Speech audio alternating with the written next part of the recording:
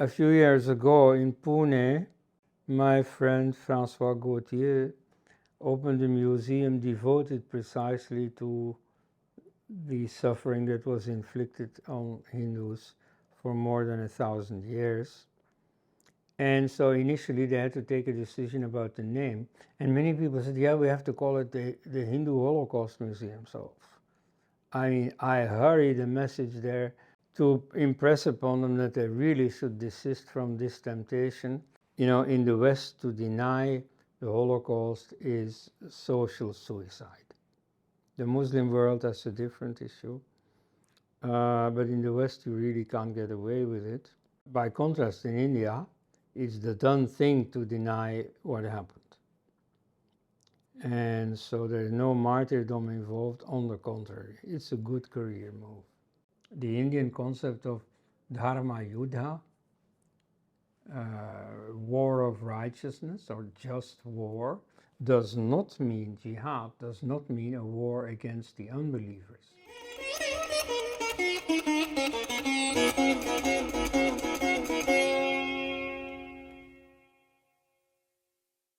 Ladies and gentlemen, we're going to talk about negationism in India.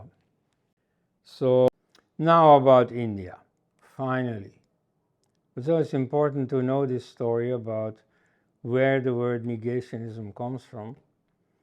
And so what happened in India is rather different, but the techniques of disinformation, of denying the facts of the mass killing, they are very similar.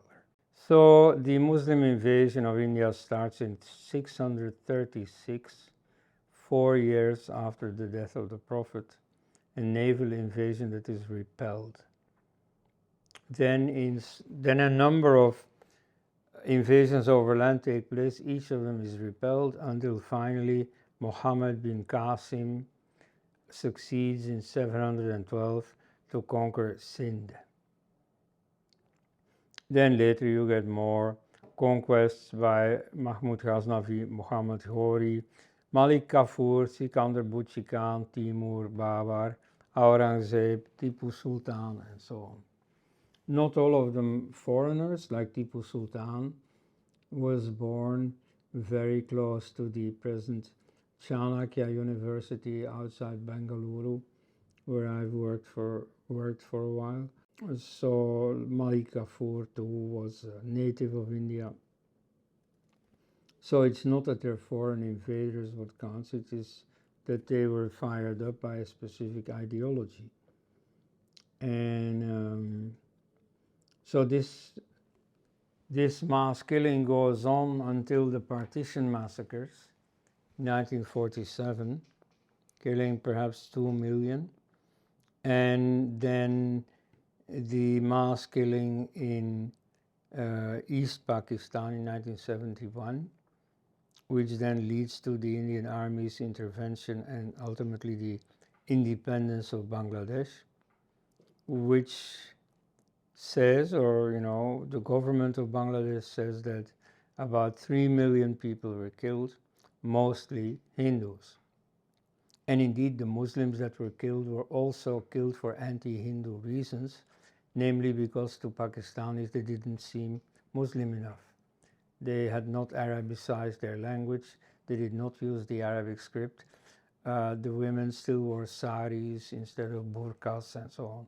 So they were also very, enthusiastic about their own language, about Tagore songs and so on. So they didn't count as good Muslims, and that has very much helped in getting many of them killed.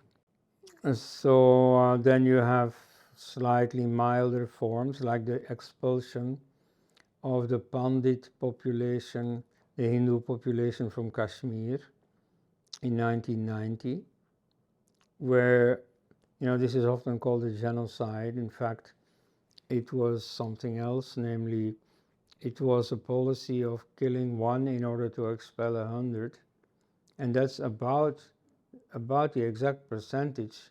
You see, indeed, the number of people killed is about 1% of the total Hindu population then, but it was more than enough to urge all the rest to quickly quickly run away to safety. The historian Professor Kishore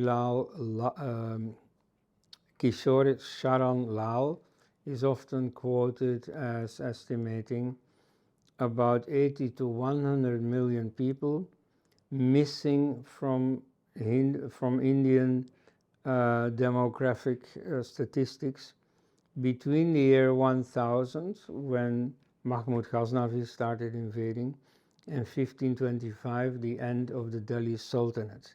So the Mughal period then has yet to start. The Partition massacres and so on, they're all not involved. Now, of course, what he says here is only that so many people have disappeared. Many things may have happened to them, like a few million were exported as slaves.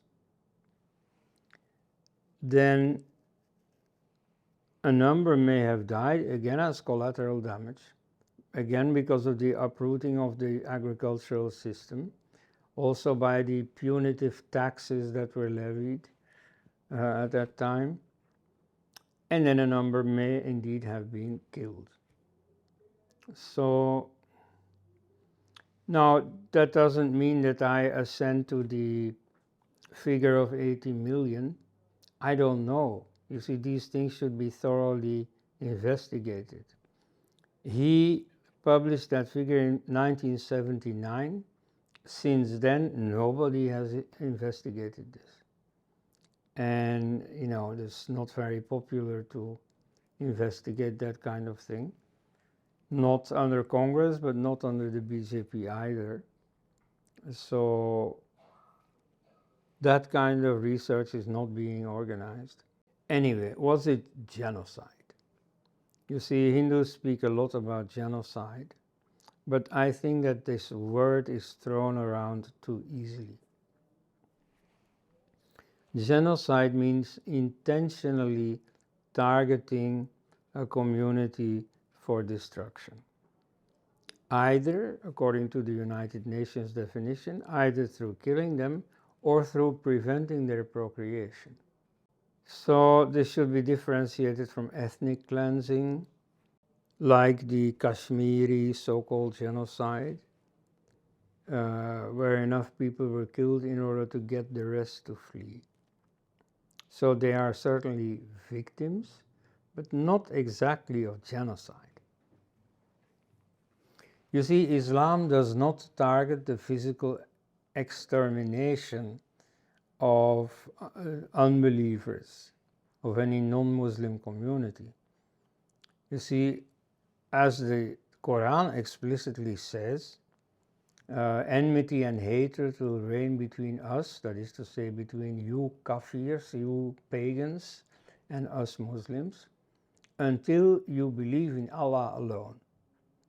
So, Islam explicitly wants world conquest. It's more ambitious than the Nazis. You see, their living space was limited to Eastern Europe. And so here they really want to conquer the world, but not to kill everyone who is not a Muslim. You see, they want to convert everyone, and even for non-converts, they have an in-between formula, the dhimmi, where they, surrender to Muslim authority, pay taxes, but are allowed to survive. So, you see, mass killing is only an instrument during the phase of conquest. And even then, except in the real heat of the struggle, but in most cases, you have the option of converting, of escaping death by cooperating with the conqueror. And so this is a variety on a formula that is often used in conquests. That first, you see if the city you want to conquer is willing to give in and cooperate or not. And only when fighting really has to be done, then you treat them harshly. But otherwise, there are in-between formulas. So I think that nothing is gained by exaggerations, and that only truth prevails. So don't call it a genocide, except when it is one. Now, of course, there is a bit of in between. Often you have such contempt for people that you don't look too closely, no scruples about killing them. Like, for instance, Winston Churchill spoke very, very derisively, very condescendingly about Indians. So you could relate that stated opinion with his actual policy in 1943 that led to the Bengal famine. But I wouldn't link them too closely, because yes, of course, he had contempt for the Indian people, particularly for Hindus, a beastly people with a beastly religion. That's what he called them. Yet that didn't mean he wanted to kill them. I mean, he had ruled over India before, and there's never any eliminationist policy. So rather, this was a case of collateral damage, like with punitive tax policies under the Sultanate, or the Anglo-centric economic reforms which were meant to strengthen British industry at the price of weakening or even dismantling Indian industry. And so yes, that led to some famines, but that was taken in stride. So it was a mass death, and yet it was no genocide. So it's like what I said about Mao Zedong, and the greatest human mass death in history. It was not genocide, it was collateral damage. It was, in juridical terms, not murder but manslaughter, or often not even manslaughter but violence that led to death but did not have the intention to lead to death. I mean, those are the complexities of human history, and so if you want to gain credibility, it's best to take that into account. Then the case of mass slaughter in India.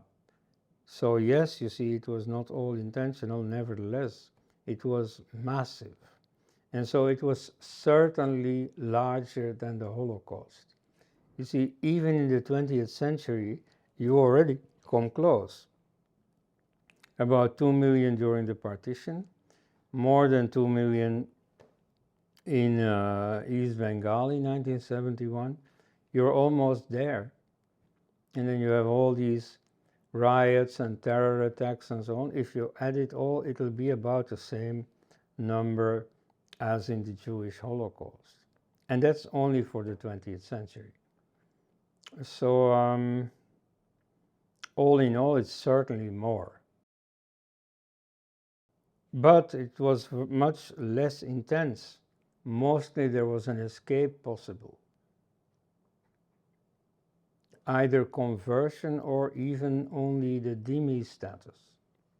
Moreover, this was not a deliberate policy of extermination, the way that the Holocaust had become in 1941. The killing mostly took place in war circumstances, during conquest, and after that it became more peaceful. It was oppressive, but still it was no mass killing. You do have initiatives in peacetime, like for instance Aurangzeb's campaign against Hinduism in 1669 and the years following, but mostly not. Apart from killing, you have other forms of genocide. You have mass enslavement. Enslavement is very procreation, and so many slave populations have disappeared from history. Like in the Arab countries and in Iran, there is hardly any black population, even though there were many millions that have been taken there from Africa as slaves. You have mass rape, you have mass cultural destruction. That, of course, happened in India all the time. So there are thousands, some people say 40,000, I don't vouch for that number, but very many Hindu temples that have been destroyed. So how would you call this? You see, many Hindus speak about the Hindu Holocaust. Now, a few years ago in Pune, my friend Francois Gautier opened a museum devoted precisely to the suffering that was inflicted on Hindus for more than 1,000 years. And so initially they had to take a decision about the name. And many people said, yeah, we have to call it the Hindu Holocaust Museum. So, I mean, I hurried a message there to impress upon them that they really should desist from this temptation. It was a very bad idea. One thing is that it's very bad diplomacy.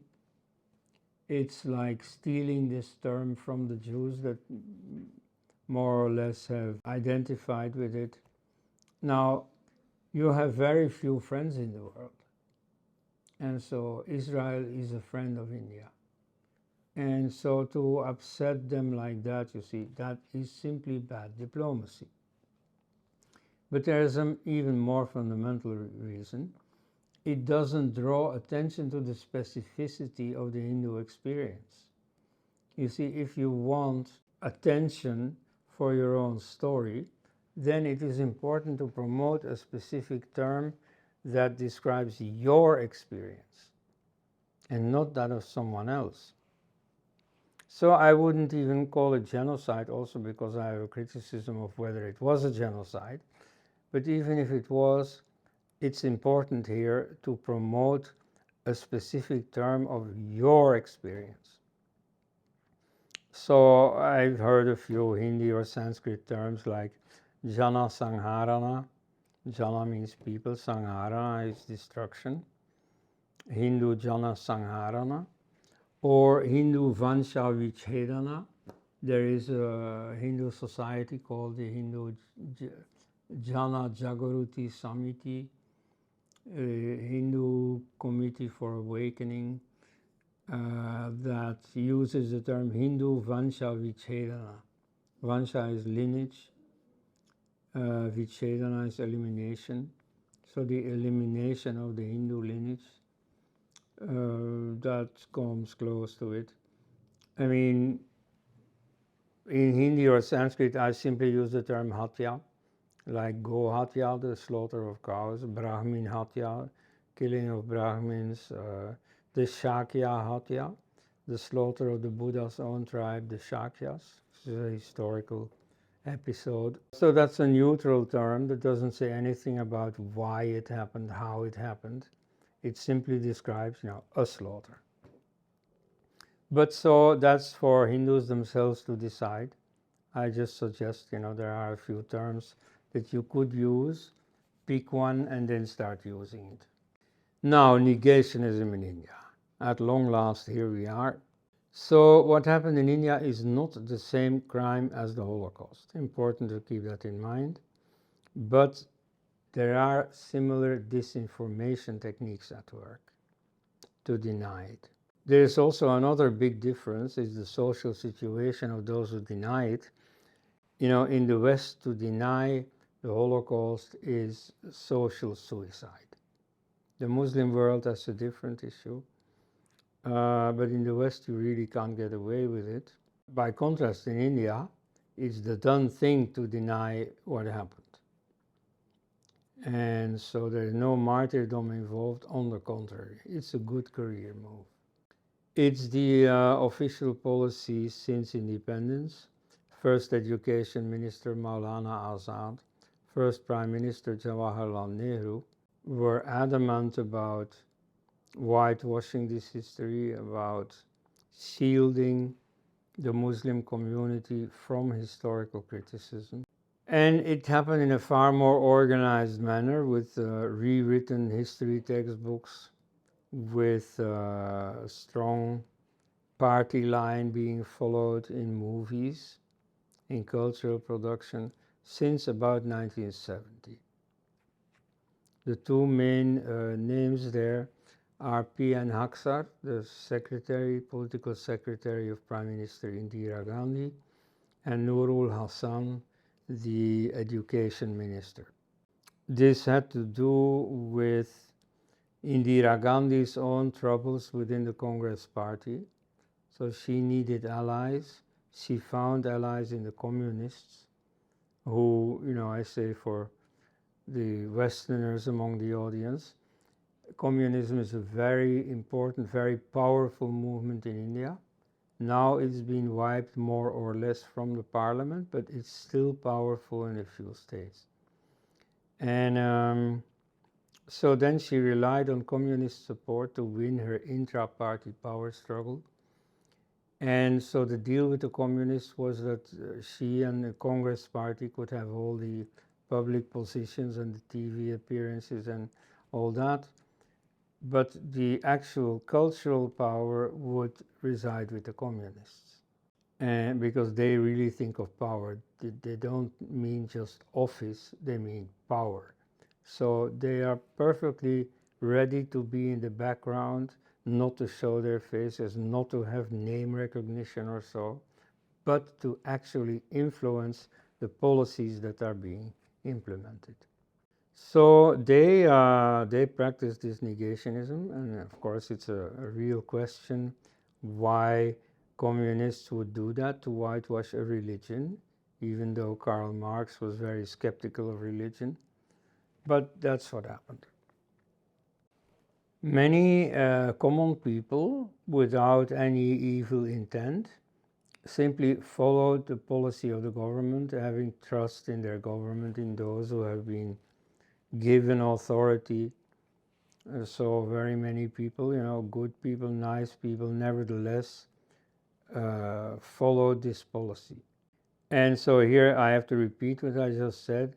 There are some real liars involved, but mostly it is wishful thinking. People wish that it had never happened, and so they start writing textbooks claiming that it had never happened. You have the moderate Muslims who have an idealized and nice view of Islam, and so they don't want this to have happened. They don't want to tear through their idealized view of Islam. Among Gandhians, you have a similar attitude. They also have a very rosy picture of Islam. Like you see, Gandhi said, I've read the Quran, I know that there's nothing fanatical about it, whereas there are many calls for jihad within the Quran. So you have many followers who practice this and who worsen it, in fact, by a certain Hindu masochism, who like to take the blame on themselves rather than seeing it in others. The communists had, moreover, the mythic assumption that Islam came to uplift the masses. You see, there's something very common among secularists, that they don't take religion serious, that they just don't understand the psychology of the believers. They think that, religion is just a mask for social forces, for economic rivalry. In a few cases that really happens, but that's generally not the explanation. I mean, a very striking example is Osama bin Laden. You see, he was an engineer and a millionaire, and he had big companies and so on, and he had a good life. He had 5 wives and, everything going for him, and then he gave it all up. And he invested billions in the jihad struggle. And he went to live in a cave in Afghanistan with, bullets flying around him all the time. So you see, this happens, some people do not use religion for money. No, they use money for religion. Okay, so this may help explain the communist incomprehension of religious phenomena. Then many of the Nehruvians feared that true history may trigger conflicts because Hindus may want to take revenge. I've never seen them take revenge, certainly not for historical events. In the partition, you could say, yes, some Hindus who had to flee from Punjab or from Sindh took revenge once they had arrived in Gujarat or in Delhi or so. There are some cases. But you see, to take revenge for what Aurangzeb or Mahmud Ghaznavi or so did, I've never heard of it. Then you have an increasing phenomenon of Hindu phobia, as Hindus call it, hatred of Hinduism. So the word Hindu phobia is not entirely correct. Phobia means fear, and moreover the term is mostly used to indicate a pathological phenomenon. Mental disease is very common nowadays, Hindu phobia or Hindumesia. That means hatred of Hinduism. And so many people are simply against any Hindu project, whether it is Hindu history rewriting or regaining control over their own temples or regaining access to education and so on. They are just against anything that has the name tag Hindu on it. And then you also have lazy-minded secularists and religious sentimentalists who think that all religions are the same. And so they don't take religious concepts that entail conflict seriously, like jihad. And so they think that jihad is something that exists in all religions, which is not true. The Indian concept of dharma yuddha, war of righteousness or just war, does not mean jihad, does not mean a war against the unbelievers. Like in the Mahabharata, you have a dharma yuddha, namely between two branches of the same family who practice the same religion, who of course are of the same race, speak the same language and so on. And so it has nothing to do with jihad.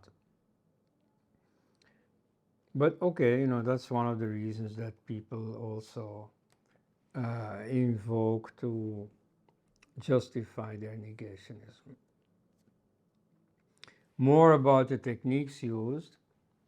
So the main thing is to keep your captive audience in the dark, to just not tell them about it. To a large extent, there is no need to deny anything. You just make sure that they never hear of it.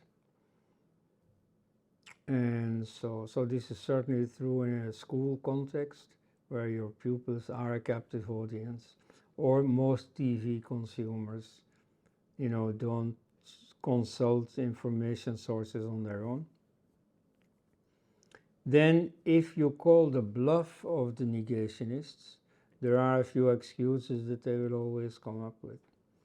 Like, oh, it's only politics. It's not religion, it's politics. Now, Islam doesn't make that distinction. Unlike Jesus or unlike the Buddha, Muhammad wanted to create a state with a specific law system. So there is no distinction between politics and religion. Another excuse is, yeah, but it was the Middle Ages. Now, when you go back to before the Middle Ages, you find no religious wars. You find plenty of wars, no doubt, but not wars for religion, to make another people accept your religion. That didn't exist. That is typical for Christianity and Islam, which religions flourished during the Middle Ages. But the Middle Ages are not the cause of anything. Christianity and Islam are the cause of this. Then there's a claim that Hindu kings acted just the same. So again, that's simply not true. You see, persecutions by Hindu kings, where are they? There is a case of persecution by the Buddhist king Ashoka, who persecuted Nirgranthas or Jains. In one campaign of persecution, which he himself stopped when his own brother turned out to be among the victims. And that was caused mainly by the fact that his family members, against whom he had committed a coup d'etat, that's how he came to power, by snatching the throne from his elder brother, because they were involved with Jainism. So mostly it's not a religious quarrel. It had to do with the association with people who were already his political enemies for other than religious reasons. So in that case, the excuse of, oh, it's not really religion, it's politics, there it would be correct. But in general, when Muslims did this, sorry, but you see, they had a religious reason for doing so. And those who maybe did have other reasons, nevertheless made sure to convince everyone, and especially their Muslim foot soldiers, that it was for religion. This argument, Hindu kings are all, all religions do the same, that's a typical case of the willful superficiality that is the hallmark of Indian secularism. Then a recent claim by Audrey Truschke is that, ultimately you have to admit that Aurangzeb destroyed a few temples. It was in fact many thousands, but okay, she's willing to admit a few. But he also protected many temples. Now, against whom did he have to protect them? Was anyone else threatening those temples? Moreover, it's a very good argument for trial lawyers. You see, imagine, there's some lawyer defending a murderer in court, and so he pleads, yes, Your Honor, yes, the facts have been proven, my client did commit these murders. But he also let many people live. I mean, come on, what kind of argument is this? Yes, Aurangzeb didn't manage to destroy all of them. That's true. Then another argument is that Hindus, after all, still exist, and even in large numbers. So this killing can't have been that bad. Well, you see, it's not for free that Hindus wrested their survival from very difficult circumstances. That they fought, and once in a while they reconquered territory. And then the second fact is, of course, that Hindus were very numerous to start with. So, conquering Spain was one thing, conquering India was far more difficult. And in a way, you see, it is because of successful Hindu resistance that the death toll ultimately is so large, much larger than in the Holocaust, precisely because there were still Hindus to fight. You see, in Turkey or so, they conquered the country and that was it. And then the killing was over, at least the killing for religious reasons. Now, it is also a fact that the Hindus helped the negationists by not countering their rhetoric properly, by using amateurish, imprecise terminology, like I mentioned the term genocide, let alone Holocaust, which is not exactly what happened. Then their data are vague, like I mentioned the estimate by the professional historian K.S. Lal, but that everybody throws around and nobody feels the need to go verify it. So that's just not good enough. Moreover, in some discussions you can say, yeah, but the other side does the same thing. Now, again, that's not good enough. The other side has all kinds of privileges, have the support of world opinion, who don't know much except what the information that the Indian secularists have fed them. So it's an uphill battle, You can of course complain, oh, this is not fair. They are up on the hill and we have to climb the hill. Well, yeah, but that's the situation. And so if you want to win the war, you have to accept reality as it is. Then often there are no policies on the Hindu side to correct it. Like for instance this present BJP government, of which everybody says, oh, they're Hindu fanatics and stuff like that. They want to rewrite history and so on. Not at all. The former Human Resources Minister Javadekar in 2018 boasted of not having amended the textbooks at all. And then there are certain attempts at censorship that are completely misdirected. So the last important example was in 2013 when Wendy Doniger published the book The Hindus and Alternative History. There's in fact not much alternative about it. It's the standard anti-Hindu narrative. But okay, that's what the book is called. So you see some Hindu nationalists wanted to ban the book. First of all, there are so many anti-Hindu books in the market.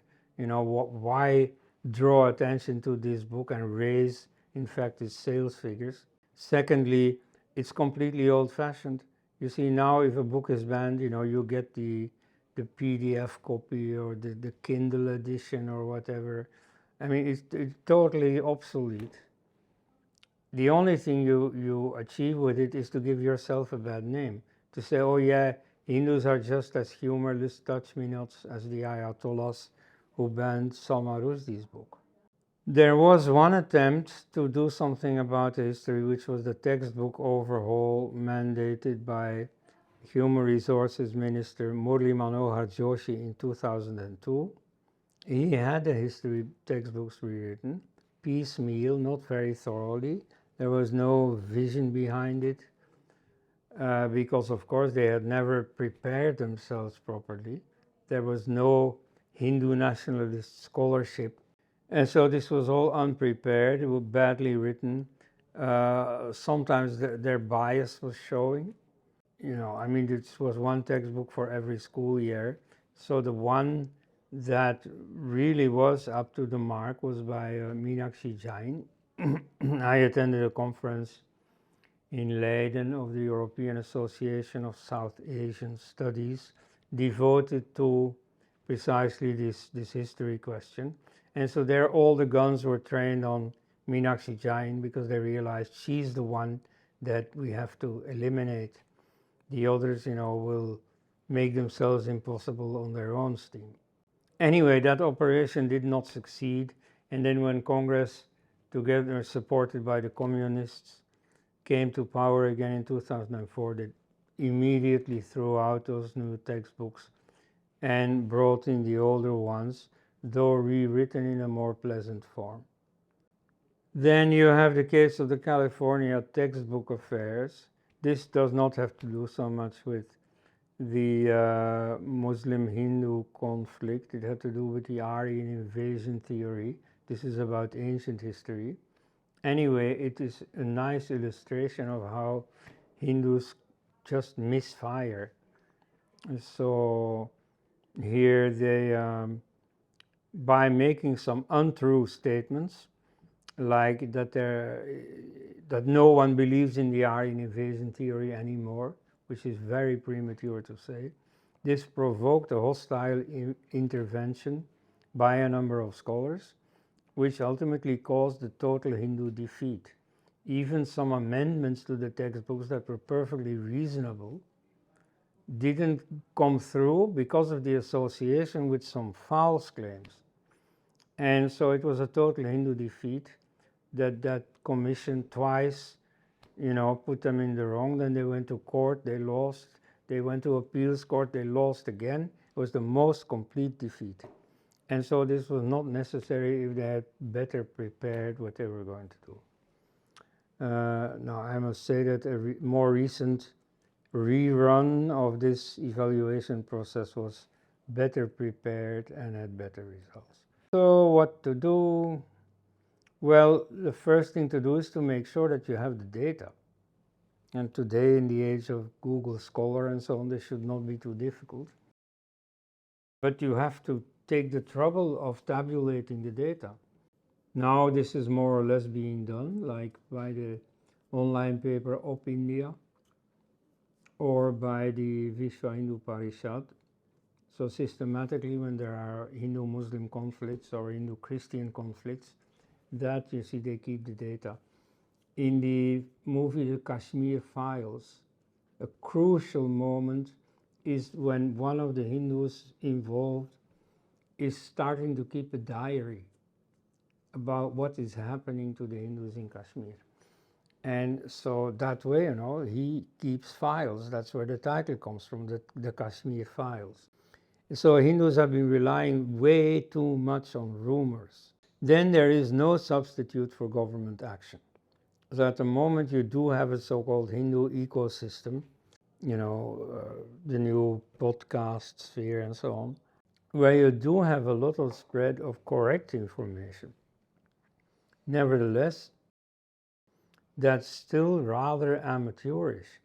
You see, you reach some thousands of people that way. You don't reach the many millions who are in the school system, who never watch videos about history, who are not interested in history, for whom the only history that they know is what they have learned in school. So here it is very important to take some top-down action to make sure that they get the correct information in their school books. Then what is also very important is to state the issue in correct terms. You see, some people keep on claiming, yeah, Hindus want to take revenge. That is not the issue at all. You see, the revenge for the destruction of the Ayodhya temple would have been to go destroy the Kaaba in Mecca. That is not the issue at all. Nobody speaks of that. Unlike the Portuguese 500 years ago, who conquered Oman on the Arabian Peninsula and planned effectively to go to Mecca and destroy the Kaaba. So it can be thought of, but I don't think any Hindu is doing that. No, you see, what is needed here is truth and reconciliation. So that is my story about negationism, simply for the sake of a bit more familiarity with the issue. I'd like to show a few faces of the people involved. So a few names you ought to know, both for and against. This is Jadunath Sarkar, who is the main source about Aurangzeb and about Shivaji, all in the British period still. P.V. Kane is the author of a famous book, History of Dharma Shastra, which sets straight a number of misconceptions about Hindu law. R.C. Majumdar is, I dare say, the dean of Indian historiography, and so he wrote The History and Culture of the Indian People, a book that served as the target, you know, the source that had to be pulled down for the communist historians, because that contained a lot of factual history and gave a true account of the role of the Muslim-Hindu conflict. Then you have Maulana Abul Kalam Azad, who was the first education minister. He is often portrayed as a nationalist Muslim. Well, you see, he was a very active leader of the Khilafat movement, which was an internationalist movement which supported the Caliph of Istanbul, or the Caliph located in Istanbul, not at all the national movement. But when partition came, he did at least one thing that Congress loved, which was he opposed partition. And he did not do that because he wasn't a committed Muslim. On the contrary, he thought that just like in the Middle Ages, you know, Muslims, even though a minority, could perfectly well rule all of India. And so he stuck to the same agenda as education minister. And that's also how Jawaharlal Nehru wanted it. G.S. Ghurye is also an important scholar and anthropologist. He wrote a book, The Adivasis, so-called. Adivasi means aboriginal. And so he argues in that book there's no reason to say that the Adivasis are more aboriginal than the rest of the population. Indeed, now with genetics, you know, there is even a school that teaches that the Munda-speaking people, for instance, the present president, Draupadi Murmu, are in fact immigrants who immigrated only 4,000 years ago. Now, if you say that in America, only 4,000 years ago, that's a bit of a joke. But in India, that's not very long ago, let's say. But so, I mean, to be clear, of course, I think that people who have been in India this long are very legitimate citizens of India. But so some people try to make that distinction, saying, you know, the Aryan invaders have invaded only 3,000 years ago. They don't belong in India. Well, so it was necessary that some professionals set the record straight here. He also wrote a book about caste and race in India at a time when these concepts were still a bit conflated. This is Mohammed Habib, the father of Irfan Habib, who, though nonagenarian, is still alive. So Mohammed Habib of Aligarh Muslim University was a specialist of the history of the Delhi Sultanate.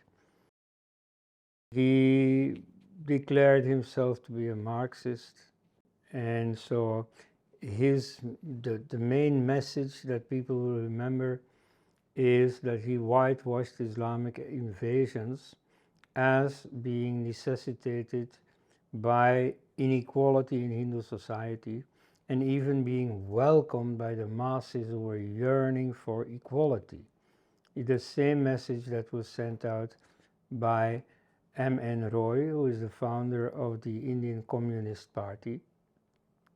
He also launched this theory that the lower castes welcomed egalitarian Islam.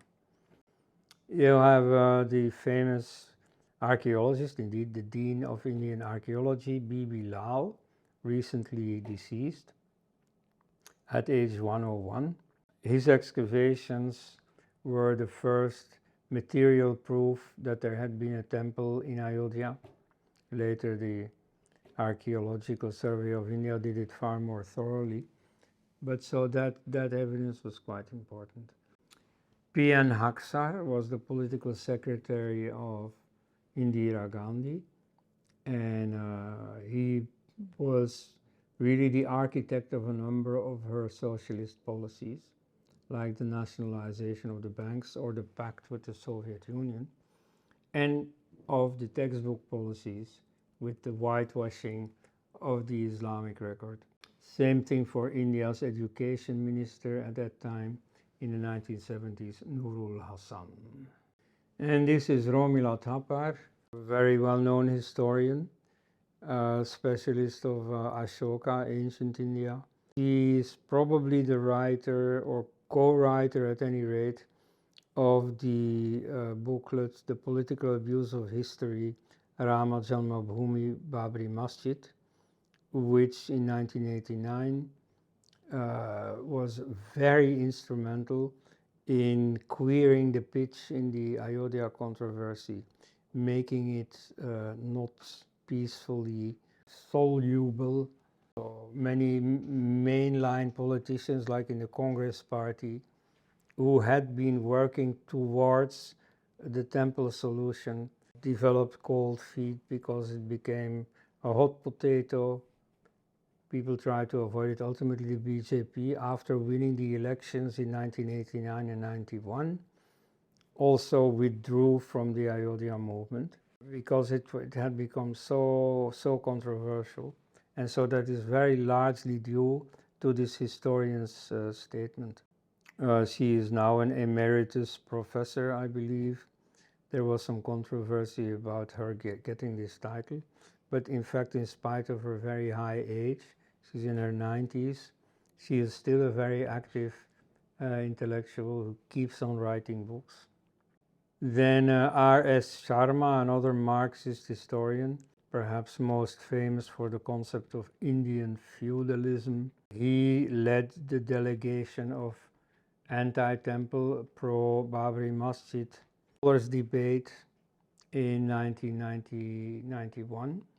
Sarvepalli Gopal, also long dead by now, He was the biographer of Jawaharlal Nehru and also of his own father, Sarvepalli Radhakrishnan, a president of India.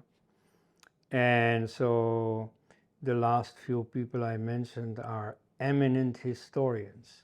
You know, in newspaper columns, they always praised one another as the eminent historian.